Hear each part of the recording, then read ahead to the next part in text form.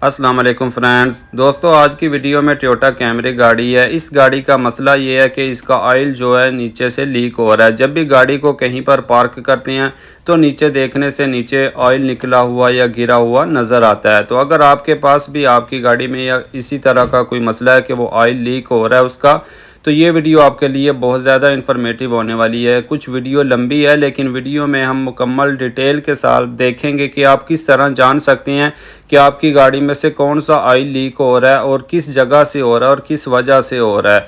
तो दोस्तों अगर आप मेरे चैनल पर नए हैं या पुराने हैं लेकिन आपने अभी तक चैनल को सब्सक्राइब नहीं किया है तो चैनल को सब्सक्राइब कर लें और बेल आइकॉन को ऑन कर लें ताकि आपको आइंदा नहीं आने वाली वीडियो का नोटिफिकेशन मिल जाए, क्योंकि मैं इसी तरह की इन्फॉर्मेटिव वीडियोस जो है वो बनाता रहता हूं।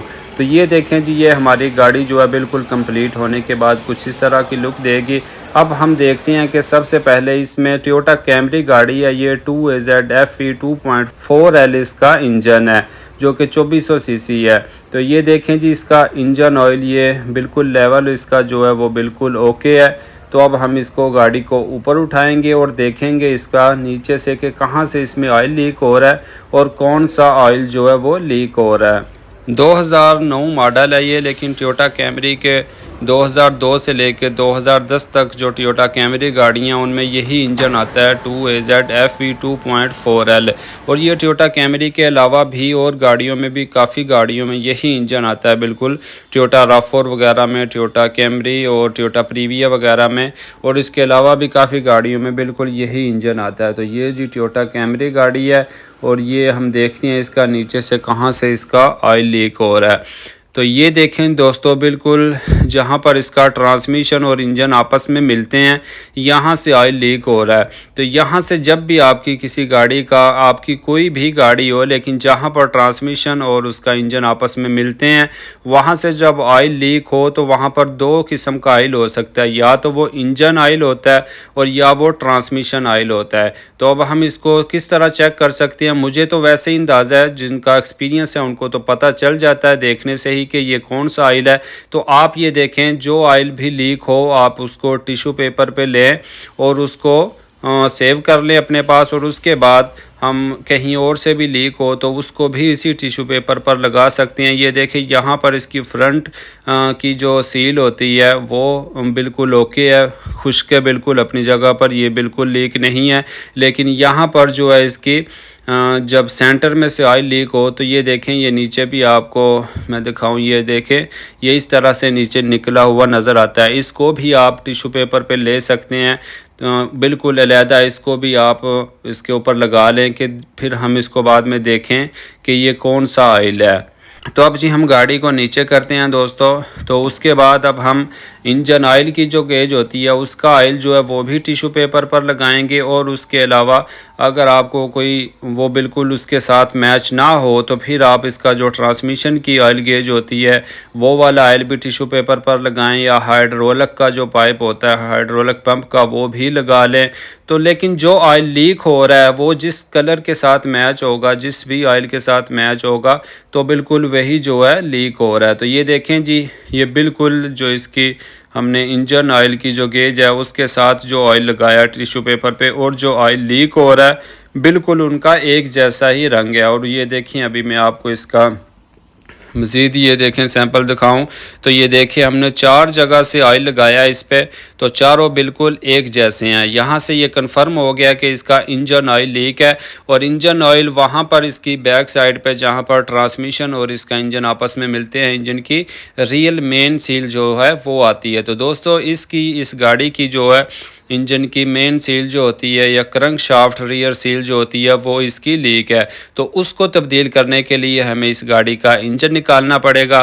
तो अब हम इंजन को निकालना शुरू करते हैं। अगर आप अच्छी तरह से बेहतरीन तरीके से जानना चाहते हैं कि आप किस तरह से टोयोटा कैमरी गाड़ी की रियल मेन सील जो है उसको तब्दील कर सकते हैं या आप सीख सकते हैं, तो ये वीडियो आपके लिए ही है। बहुत ज़्यादा इन्फॉर्मेटिव है, मज़ीद कंप्लीट इंफॉर्मेशन के साथ मैं आपको बताऊंगा भी, और काम तो आप ख़ुद भी देख सकते हैं कि किस तरह से हम इसको करते हैं। तो सबसे पहले ये देखें, हमने इसकी जो बैटरी है उसको रिमूव किया टर्मिनल को, उसके बाद इसका स्टेप बाय स्टेप अब सब कुछ हम जो है वो रिमूव करेंगे बिल्कुल। अब हमने इंजन को ही बाहर निकालना है, ट्रांसमिशन ट्रांसमिशन को हमने बिल्कुल नहीं छेड़ना है। तो ये देखें आप, सबसे पहले ऊपर से इसके जो भी ये एयर के फ़िल्टर जो होता है उसके जो इसमें कवर वगैरह लगे हुए हैं और इसकी बैटरी वगैरह जो है स्टेप बाय स्टेप अब इस सब कुछ को हम खोलते हैं और इसके इंजन को बाहर निकालते हैं। तो उसके बाद हम इसकी सील तब्दील करेंगे। कुछ दोस्तों को मैंने देखा है कुछ वीडियोस में, यानी कि तो वो जो इसका टोयोटा कैमरी का इंजन और ट्रांसमिशन जो है उसको नीचे की तरफ रिमूव करते हैं, यानी कि दोनों को इकट्ठा ही। अगर आप इनको नीचे की तरफ रिमूव करें तो आपको ट्रांसमिशन और इंजन दोनों इकट्ठे ही नीचे उतारने पड़ते हैं, रिमूव करने पड़ते हैं, और उनको रिमूव करने के बाद फिर दोबारा से अलहदा करना पड़ता है। अब अगर हम इसकी इंजन रियल सील को रिप्लेस करने के लिए इसके इंजन और ट्रांसमिशन को नीचे की तरफ रिमूव करें, अगर आपको लगता है कि टाइम कम लगता है तो, लेकिन इसी तरह बिल्कुल आप देखेंगे कि हम इसको कितनी आसानी से बिल्कुल बाहर निकाल कर रियल सील को तब्दील करेंगे। तो वो जो तरीका है वो बिल्कुल सही नहीं है, उसके लिए आपको मेहनत भी काफ़ी करनी पड़ती है और ट्रांसमिशन को रिमूव करना बिल्कुल ही फजूल है और बिल्कुल ही बेकार है। अगर आपने इसका इंजन का कोई भी काम करना है तो आप उसके टोयोटा कैमरी गाड़ी के 2AZ इंजन स्वाय टोयोटा प्रीविया के, अगर टोयोटा प्रीविया का काम कर रहे हैं तो उसमें बिल्कुल आपको इंजन और ट्रांसमिशन नीचे की तरफ ही रिमूव करना पड़ेगा, ऊपर की तरफ आप उसको नहीं निकाल सकते हैं। लेकिन टोयोटा प्रीविया के अलावा टोयोटा कैमरी वगैरह, RAV4 और टोयोटा वेंजा वगैरह का काम कर रहे हैं तो उसमें ये इंजन ही आप बिल्कुल निकालें। ट्रांसमिशन की आपको बिल्कुल कोई चीज़ भी रिमूव नहीं करनी पड़ेगी, इल्ला ये कि उसकी जो ऊपर वायरिंग वगैरह होती है बस वो ही आपको थोड़ी बहुत जो है हटानी पड़ती है। बाकी उसकी शाफ्टें वगैरह जो होती हैं ट्रांसमिशन की उनको भी रिमूव नहीं करना है और ट्रांसमिशन का ऑयल वगैरह बिल्कुल किसी चीज़ को रिमूव नहीं करना है। और उसके अलावा जिसका जो कूलेंट वाटर है सिर्फ वो हमने ड्रेन करना है और एसी का कंप्रेसर वगैरह जो है वो भी बिल्कुल नहीं छेड़ना है। और इंजन ऑयल अगर आप चेंज करना चाहते हैं तो उसको ड्रेन कर लें, अगर आप नहीं करना चाहते तो उसको भी रिमूव नहीं करना है। तो ये जी इसका हम ड्राई बेल्ट उतार रहे हैं। ड्राई बेल्ट उतारना इसलिए ज़रूरी है कि इसका हाइड्रोलिक पंप जो है उसको भी रिमूव करना है हमने और एसी का जो कंप्रेसर होता है उसको भी रिमूव करना है, यानी कि इंजन से अलहदा करना है उनको, बिल्कुल हमने उनको बाहर नहीं निकालना है लेकिन इंजन से अलहदा करना है। ना ही हमने गैस जो है वो निकालनी है और ना ही हाइड्रोलिक पंप का जो ऑयल होता है वो ड्रेन करना है, सब कुछ अपनी जगह पर ही रहेगा। तो जी ऊपर से हमारा कुछ काम जो है वो कंप्लीट हो चुका है। अब हम इसका नीचे से इसमें जो इसका कूलेंट ड्रेन वाटर होता है तो उसको निकालते हैं। उसको निकालने के लिए नीचे की तरफ इसमें इसकी जगह बनी हुई होती है जहां से आप कूलेंट को ड्रेन कर सकते हैं। ये देखें, उसको अगर आप दोबारा से उसको यूज़ करना चाहते हैं तो आप उसको इस तरह पाइप लगा कर किसी भी बॉटल में निकाल सकते हैं और उसके बाद आप उसको स्टोर कर सकते हैं। और इसको निकालते वक्त आप अगर ऊपर से इसका जो कप होता है रेडिएटर का उसको रिमूव कर दें तो उसके बाद ही यहाँ से कूलेंट जो है वो सही तरह से निकलेगा। अगर ऊपर से रेडिएटर का जो कप है वो आपने रिमूव नहीं किया है तो इसको नीचे से खोलने से भी कूलेंट जो है वो सही तरह से बाहर नहीं आएगा। उसके बाद जी हमें अब इसका साइड से माउंटिन खोलना है। राइट साइड का सिर्फ, लेफ़्ट साइड का जो है वो ट्रांसमिशन का है उसको हमने बिल्कुल नहीं छेड़ना है। लेफ़्ट साइड से तो दोस्तों हमने इसका टायर भी रिमूव नहीं किया है, सिर्फ राइट साइड वाला जो टायर है वो मैंने रिमूव किया है क्योंकि उस साइड से इसका जो माउंटिन होता है राइट साइड वाला वो रिमूव करना है और उसी तरफ से इसका हाइड्रोलिक का जो पंप है वो भी रिमूव करना है। तो इसीलिए सिर्फ उस साइड का टायर हमने रिमूव किया है। तो ये जी हम इसके माउंटिन के नीचे से 17 नंबर के बोल्ट्स होते हैं उनको रिमूव कर रहे हैं और उनको रिमूव करने के बाद हम ये देखें इसका पानी जो है वो बिल्कुल रेडिएटर का ही निकला है इस तरह। अगर आप इसका मुकम्मल जो कूलेंट है वो ड्रेन करना चाहते हैं तो वो कुछ गाड़ियों में इसका जो रेडिएटर के साथ ही बिल्कुल इंजन ऑयल फ़िल्टर जो होता है उसके साथ कूलर लगा हुआ होता है, ऑयल कूलर, उसके साथ भी इसमें ड्रेन की जगह होती है कूलेंट की, वहाँ से आप निकाल सकते हैं। तो ये जी अब नीचे से हम दोस्तों ये देखें इसके ये शाफ्ट है, ये इसके शाफ्ट के बोल्ट्स खोलेंगे। शाफ्ट को हमने बाहर नहीं निकालना है, सिर्फ इंजन से अलहदा करना है। और ये इसका हाइड्रोलिक पंप है जो कि नया ही लगाया हुआ है, हमने अभी इसको तब्दील किया था। इसको भी रिमूव करना है, इसका ऑयल वगैरह नहीं निकालना है। और ये इसके ट्रांसमिशन के और इंजन के जो बोल्ट्स हैं 14 नंबर हैं नीचे सब के सब, ऊपर की तरफ इसमें 17 नंबर होते हैं और ये यहाँ पर एक 14 नंबर है। इन सब को रिमूव करेंगे। ये देखें, ये मैंने माउंटेन के नीचे से 17 नंबर के जो नट होते हैं उनको रिमूव किया है। तो माउंटेन को हमें निकालना पड़ेगा, इसके बाद ही हम इंजन को बाहर निकाल सकते हैं। ये देखें जी, बिल्कुल इस तरह से आप मुकम्मल गाड़ी को देख सकते हैं।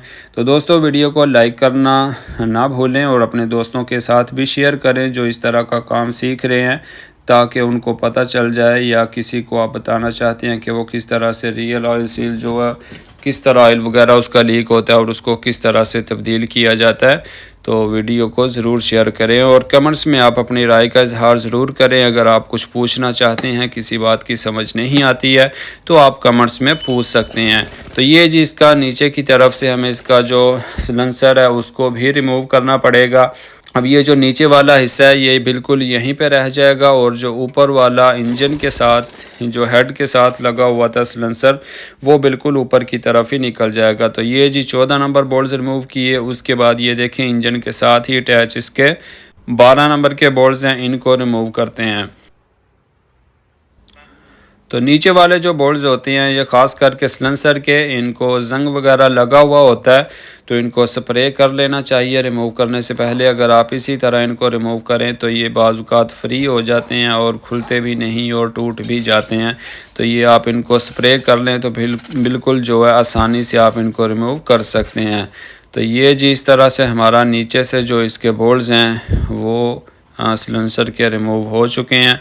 अगर वो आप गन की मदद से रिमूव करें, ना हो तो उनको आप हाथ से कर लें। ये इसके बाद इसकी जो क्रंक शाफ्ट, जो उसके क्रंक शाफ्ट नहीं, जो इसके ट्रांसमिशन की शाफ्ट होती है, बिल्कुल उसके 14 नंबर के जो बोल्ट्स हैं उनको हम रिमूव कर रहे हैं। बिल्कुल ट्रांसमिशन का जो शाफ्ट है उसको तो हमने नहीं निकालना है, उसका आयर वगैरह बिल्कुल रिमूव नहीं करना है।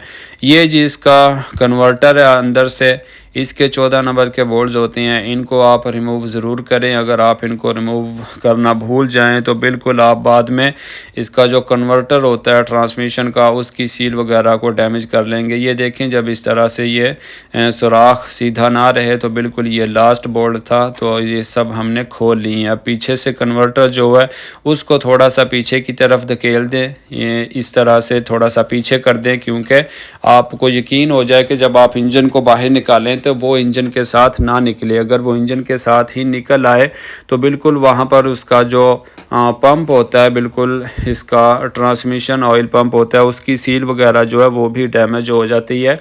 तो अब कन्वर्टर जो है वो अपनी जगह पर ही रहेगा और इंजन जो है हमारा सिर्फ वो ऊपर की तरफ बाहर निकलेगा। ये जिसका नीचे से 14 नंबर जो बोल्ट्स हैं इनको मैं बिल्कुल लास्ट पे रिमूव कर रहा हूँ नीचे से। बाकी सब कुछ खोलने के बाद साइडों से इसका जो बेल्ट वगैरह है या इसका हाइड्रोलिक पंप वगैरह जो है और ये इसकी शाफ्ट वगैरह जो है, इन सब चीज़ों को रिमूव करने के बाद नीचे से जो है ट्रांसमिशन के बोल्ट्स को रिमूव करेंगे। कुछ जो है मैंने रिमूव कर दिए हैं, ये देखें जी ये। और उसके बाद इसको शाफ्ट को यहाँ से इसके बोल्ट्स जो हैं उनको रिमूव करने के बाद ये इसकी जो ब्रैकेट होती है इसको आप किसी भी चीज़ की मदद से थोड़ा सा बैक पे कर दें। इसके नीचे ये लॉक लगे हुए होते हैं, जो ये देखा आपने आसानी से नज़र आ रहा है। ये लॉक जो है लगा हुआ हो तो फिर जब इंजन को आप निकालेंगे तो वो नहीं निकलेगा।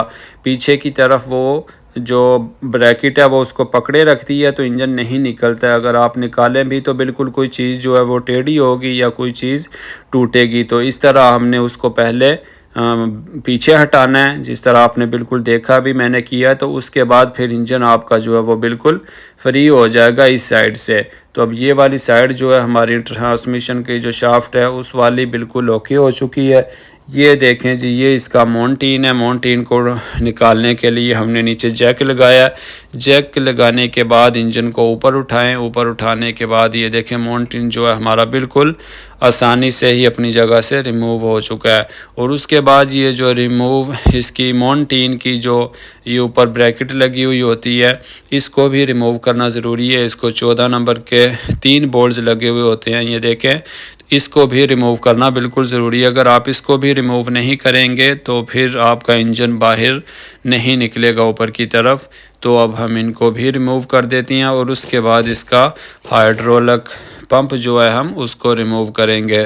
दोस्तों ये तमाम काम जो है मेरा तो कर के एक्सपीरियंस हो चुका है कि क्या कुछ खोलना है और क्या कुछ नहीं खोलना है और किस तरह से खोलना है। तो मैं आपके साथ इसीलिए शेयर करता हूं कि अगर आप दोस्तों को पता नहीं है तो आपको आसानी से पता चल जाए। अगर आप काम कर रहे हैं या सीख रहे हैं तो आपको इन्फॉर्मेशन मिल जाए कि आप किस तरह आसानी से ये काम कर सकती हैं। मैं बिल्कुल ये टोयोटा कैमरी का ये 2AZ इंजन जो है इसको 1 घंटे या 1.5 घंटे के अंदर अंदर बिल्कुल बाहर निकाल लेता हूँ बहुत आसानी से। तो जब हम काम नया सीख रहे थे या कर रहे थे तो बिल्कुल इसमें पूरा दिन भी जो है हमारा लग जाता था। और बाज़ औक़ात कुछ चीज़ें ऐसी थी जो फालतू हम खोलते थे जिनको अब हम बिल्कुल रिमूव नहीं करते हैं। अभी आप देखें ऊपर से तो बिल्कुल इसका रेडिएटर वगैरह जो है कुछ भी हम रिमूव नहीं करते हैं। और ये देखें यहाँ से इसके 14 नंबर के जो बोल्ट्स हैं इनको रिमूव करने के लिए आप ये आपने भी टूल देखा है जो मैंने यूज़ किया है, थोड़ा सा लंबी एक्सटेंशन लगा के तो इसको आप इस तरह आसानी से यहाँ से खोल सकते हैं। अगर आप माउंटेन को हटाकर इंजन को थोड़ा डाउन कर लें तो बोल्ट जो है बिल्कुल कुछ सामने आ जाते हैं।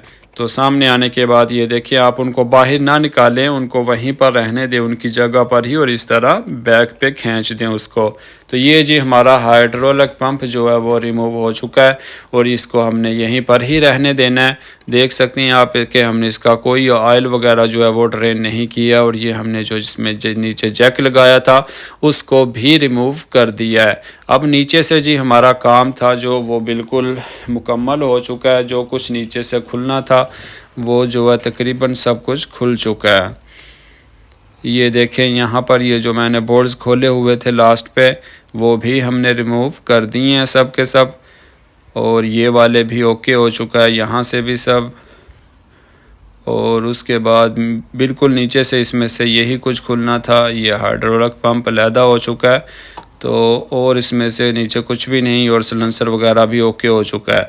तो उसके बाद दोस्तों अब हम गाड़ी को नीचे करेंगे और उसके साथ ही ये देखें बिल्कुल जैक किस जगह पे आएगा बाद में आपको हो सकता है नज़र ना भी आए। तो ये मैंने जैक नीचे रखा है और ये जो ट्रांसमिशन है उसकी जो जहाँ पर वो इंजन के साथ मिल रहा है वो जो जगह है वो हमने इसके ऊपर बिल्कुल रखनी है। फिर इसका मतलब ये है कि जब ट्रांसमिशन जो है वो अपनी जगह पर फिक्स रहेगा तो ये दोस्तों ये बिल्कुल रिमूव करना ना भूलें। ये मैं काफ़ी दफ़ा भूल चुका हूँ। ये हाइड्रोलिक पंप के ऊपर जो स्विच लगा हुआ होता है सेंसर का उसको रिमूव करना ना भूलें। काफ़ी दफ़ा नहीं तकरीबन एक दफ़ा जो है मेरे से ये टूट गया था, मैं भूल गया था तो इंजन को बाहर निकाला तो तार उसकी जो है ऊपर से खिंच गई थी, निकल चुकी थी स्विच में से। तो इसको भी रिमूव करना ना भूलें। तो ये देखें जी बिल्कुल जहाँ पर ट्रांसमिशन इंजन के साथ मिलता है उस जगह पे हमने ये देखें इंजन को बिल्कुल आपने उठते हुआ देखा है। ये देखें इस तरह से जैक को लगाना है कि इंजन की जो आम नॉर्मल जो उसकी हालत होती है जब गाड़ी के माउंटेन वगैरह जो हैं लगे हुए होते हैं बिल्कुल उस हालत में उसको कर दें। इतना सा ज़ोर लगाना है, ज़्यादा नहीं लगाना है। अगर आप ज़्यादा उठाएंगे गाड़ी को ज़्यादा नीचे करेंगे और इंजन को ज़्यादा उठाएंगे तो फिर जो हमने उसकी शाफ्ट वगैरह नीचे रिमूव नहीं की है वो भी अपनी जो जगह से निकल जाएगी और भी इसमें कुछ डैमेज हो सकता है और नीचे से ट्रांसमिशन भी टूट सकता है। तो बिल्कुल सीधा कर लें, तकरीबन थोड़ा सा फालतू कर लें अगर करना चाहते हैं तो, नहीं तो बिल्कुल उस हालत में कर लें जिसमें आम हालत में इंजन होता है। तो उसके बाद जी ये देखें सामने से रेडिएटर वगैरह के पाइप जो हैं उनको हम रिमूव कर रहे हैं। बिल्कुल रेडिएटर रिमूव नहीं करने हैं और इसका जो सिलेंसर है ऊपर से वो भी हमने रिमूव नहीं किया और ना ही उसको हमने रिमूव करना है। इसी तरह आप देखेंगे कि इंजन हमारा बिल्कुल आसानी से बाहर आएगा। ये पाइप इसका रिमूव करने से कुछ पानी जो है यहाँ से निकल रहा है। और अब यहाँ पर इसके पाइप रिमूव करने के बाद यहाँ पर एसी कंप्रेसर है इसका उसको रिमूव करेंगे। और रेडिएटर जो है उसको तो हमने रिमूव नहीं करना है, लेकिन रेडिएटर के जो फ़ैन हैं उनको रिमूव करना बिल्कुल मुश्किल नहीं है। आसानी से आप उनको रिमूव कर सकते हैं, क्योंकि ना उनको कोई बोल्ट्स लगे हुए होते हैं ना कुछ, सिर्फ लॉक होते हैं। उनको रिमूव करने से ही आप इनको आसानी से बाहर निकाल सकते हैं। सिर्फ इन्हीं को निकालने से जो जगह है, प्लेस है इंजन की साइड, ये इस वाली पे वो कुछ सही हो जाती है। इस तरह आपको इसका एसी का कंप्रेसर जो है, इसके भी 12 नंबर के जो बोल्ट्स हैं वो खोलना आसान हो जाएगा। उसके बाद जी ये देखें ट्रांसमिशन वाली साइड जो है, इस साइड पे इसमें कुछ ये पाइप लगे हुए हैं। इन पाइप को भी हमने रिमूव करना है, और रिमूव करने के बाद इनको यहीं पर ही लगे रहना देना। सिर्फ इंजन वाली जो साइड है उस साइड से इनको रिमूव करना है। और उसके बाद जी वायरिंग जो है, इसकी वायरिंग हमारी इंजन के साथ ही निकालना आसान होता है, क्योंकि अगर आप वायरिंग को यहीं पर छोड़ें तो कुछ वायरिंग जो होती है इसका इनटेक मैनीफोल्ड जो है उसके नीचे होती है, तो उसको आप इनटेक मैनीफोल्ड को खोले बगैर रिमूव नहीं कर सकते हैं। तो इसीलिए इंजन के साथ अगर आप इंजन का ओवरहाल कर रहे हैं या कोई भी काम करें, अब हम इसकी सिर्फ रियल की जो सील होती है, मेन सील, उसको तब्दील कर रहे हैं, तो तब भी हमारे लिए इसकी वायर जो है, ट्रांसमिशन वायरिंग जो है उसको, इलेक्ट्रिकल वायरिंग जो है उसको इंजन के साथ निकालना आसान होगा। ये देखें यहाँ पर इसका जो ECU है उसका मेन स्विच लगा हुआ है, इसको रिमूव करें। और उसके बाद कुछ बॉक्स में इसकी तारें लगी हुई हैं और एक 10 नंबर का बोल्ट्स लगा हुआ है, नट लगा हुआ है, उसको रिमूव करके आप बिल्कुल आसानी से, कोई मुश्किल नहीं है, आप इसको रिमूव कर सकते हैं। और जिस जगह से भी आप इसका जो स्विच हटाएं वो वहीं पर ही दोबारा लगता है, किसी और जगह पर तो लगता भी नहीं है। तो इसीलिए आप इसको आसानी से रिमूव कर सकते हैं और लगा सकते हैं, बिल्कुल इसमें कोई मसला नहीं है। उसके बाद जी 17 नंबर के बोल्ट्स हैं ऊपर की तरफ, इनको मैं लास्ट पर खोलूँगा। सिर्फ अभी मैं इनको थोड़ा सा लूज़ कर लूँ, और उसके बाद जब हम बाकी सब कुछ हटा लेंगे इंजन का और इंजन को रिमूव करने लगेंगे, अलहदा करने लगेंगे या बाहर निकालने लगेंगे, तो तब हम जो इसके 17 नंबर जो बोल्ट्स हैं ऊपर की तरफ 1 या 2, उनको फिर खोलेंगे। ये हमारे इस तरह से 17 नंबर जो बोल्ट्स हैं ऊपर की तरफ सब लूज़ हो चुके हैं। तो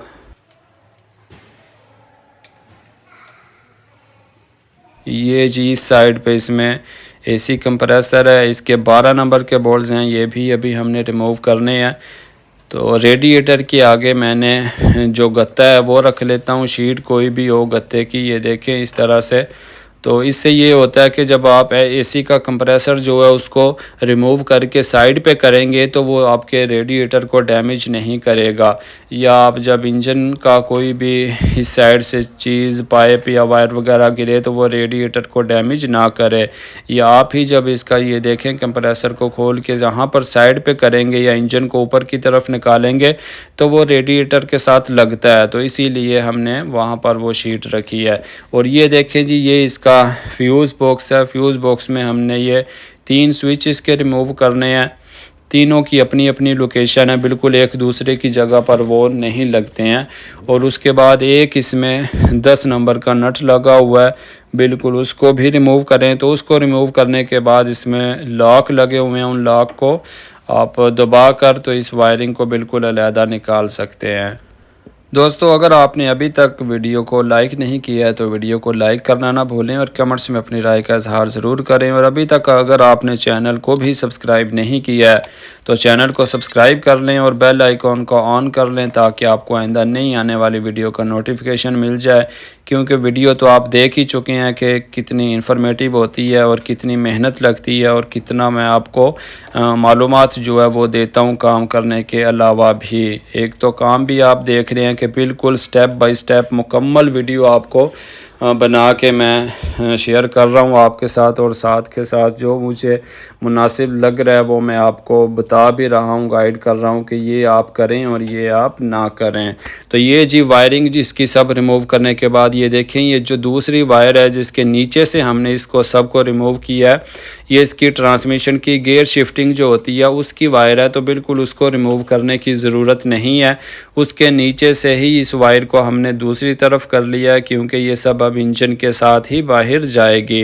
और ट्रांसमिशन के ऊपर जो भी वायर लगी हुई थी, एक अर्थ लगा हुआ होता है, तो उसको भी हमने रिमूव कर दिया। और ये यहाँ पर देख सकते हैं आप जी, ये इसमें स्पेशल जगह बनी हुई है जहाँ पर आप इसकी जो हुक वगैरह होती हैं इंजन को उठाने के लिए वो लगा सकते हैं। 14 नंबर का बोल्ट जो है यहाँ पर लगता है और वही लगाना चाहिए, और इसी जगह से आप इंजन को बिल्कुल आसानी से उठा सकते हैं।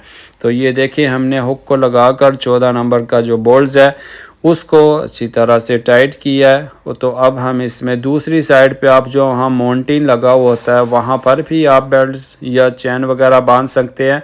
उसके अलावा इसका यहाँ दूसरी साइड पे भी 14 नंबर की बोल्ट्स की जगह होती है, जिसको आप रिमूव करके, वो पहले से ही वहाँ पर लगा भी होता है, उसको रिमूव करके वहाँ पर बेल्ट वगैरह या चैन वगैरह जो है वो बांध सकते हैं। ये जी हमारा इस तरह से सब कुछ अब खुल चुका है। ये अब मैं जैक लेके आता हूँ, तो जैक लगाने के बाद इंजन को हम बाहर निकालते हैं। तो बिल्कुल आप देख सकती हैं कि बिल्कुल कोई बहुत ज़्यादा टाइम नहीं लगा है, बिल्कुल आसानी से आप इस इंजन को रिमूव कर सकते हैं। और आपने ये भी देखा होगा कि बिल्कुल सारा काम मैं अकेला ही कर रहा हूँ, बिल्कुल कोई मेरे साथ में हेल्प करने वाला नहीं है। मुकम्मल काम जो है इंजन को भी बाहर निकाल रहा हूँ तो बिल्कुल अकेला ही निकाल रहा हूँ, कोई मुश्किल नहीं है, बिल्कुल आप भी अपना काम खुद कर सकते हैं।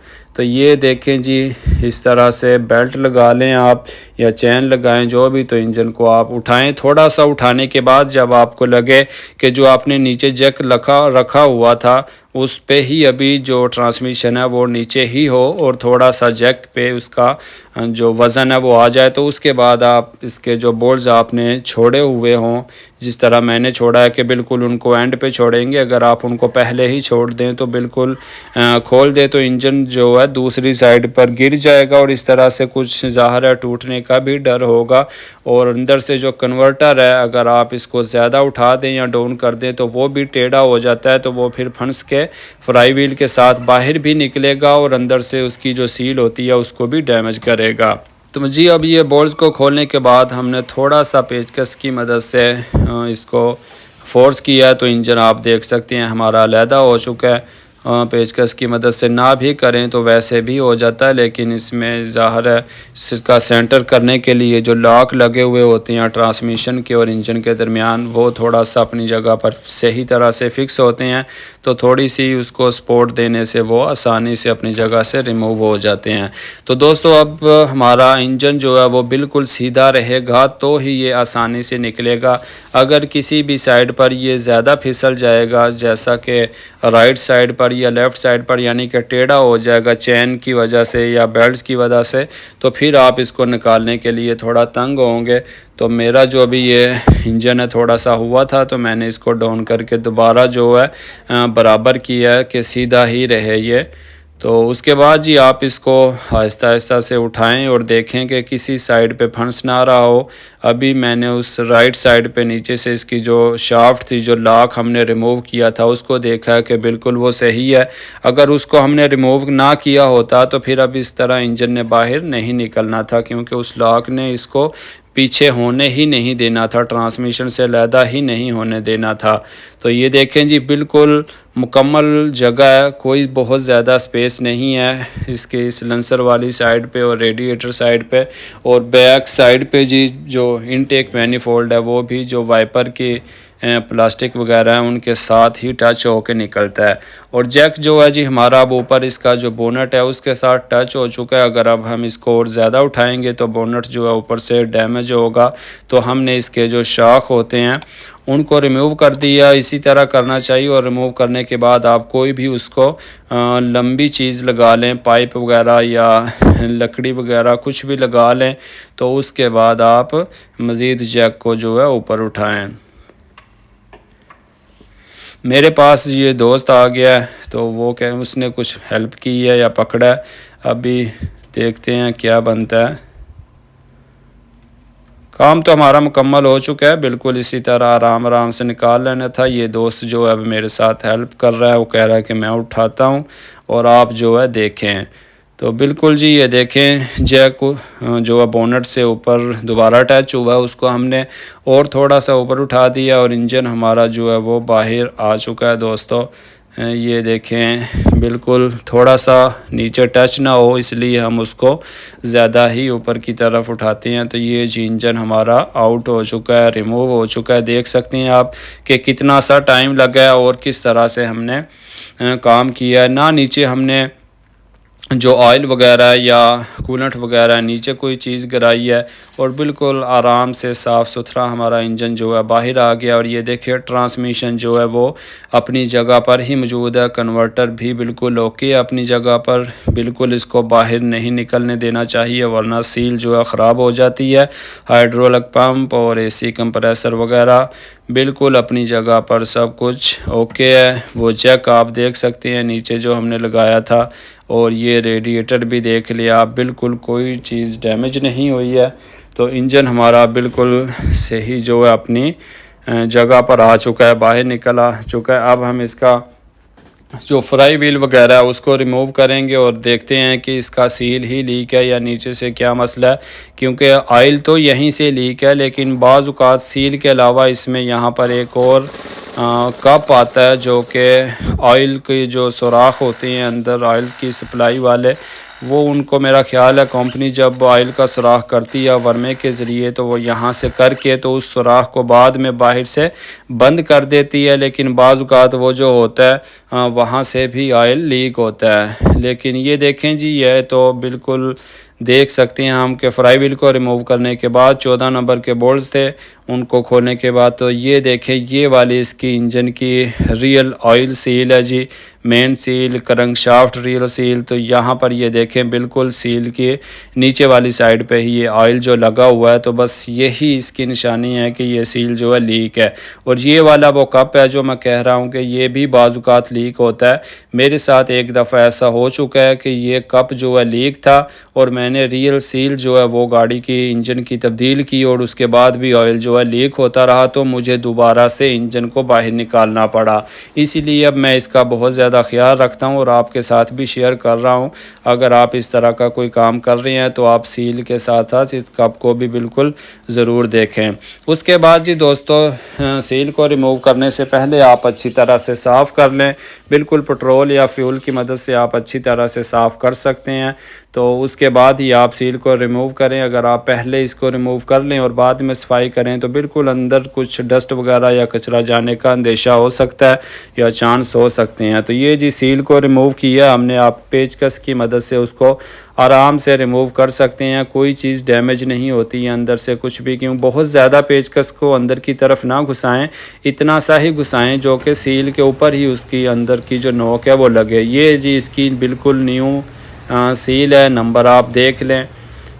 तो ये जी दोस्तों टोयोटा कैमरी की 2AZ के अलावा 2AR इंजन वगैरह हो या यानी कि 2.5L जो इंजन है 2500 सीसी जो 2010 के मॉडल के बाद वाला इंजन है, तो उनमें भी बिल्कुल इंजन को बाहर निकालने का यही तरीका है दोस्तों। उसको भी आप उसकी सील जो है वो भी बिल्कुल इसी तरह होती है और बिल्कुल उसको बाहर निकालने का भी यही तरीका है।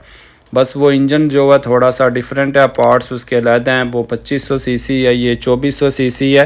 बाकी काम करने का तरीका इनका बिल्कुल एक जैसा है। तो ये दोस्तों सील हमारी जो है इंस्टॉल हो चुकी है।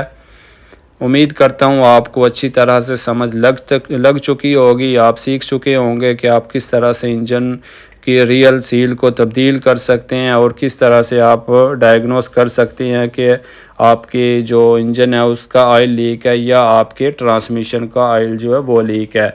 ये सील हमारी जी इंस्टॉल हो चुकी है। साइडों से बिल्कुल देख लेना चाहिए कि बराबर जो है बिल्कुल अंदर की तरफ फिक्स है, कहीं से ज़्यादा या कहीं से कम तो नहीं है। तो दोस्तों अब हम अगली वीडियो में इस इंजन को इंस्टॉल करेंगे, फ्राई व्हील वगैरह इसका लगाएंगे और इसकी जो ट्रांसमिशन वाली साइड है उसको अच्छी तरह से क्लीन व्लीन करने के बाद इंजन को जिस तरह हमने रिमूव किया इसी तरह इंस्टॉल करेंगे। तो अगली वीडियो को देखने के लिए चैनल को सब्सक्राइब कर लें और बेल आइकॉन को ऑन कर लें ताकि आपको आइंदा नई आने वाली वीडियो का नोटिफिकेशन मिल जाए। दोस्तों आज की वीडियो में यही इन्फॉर्मेशन थी। वीडियो को लाइक करना ना भूलें, कमेंट्स में अपनी राय का इजहार ज़रूर करें।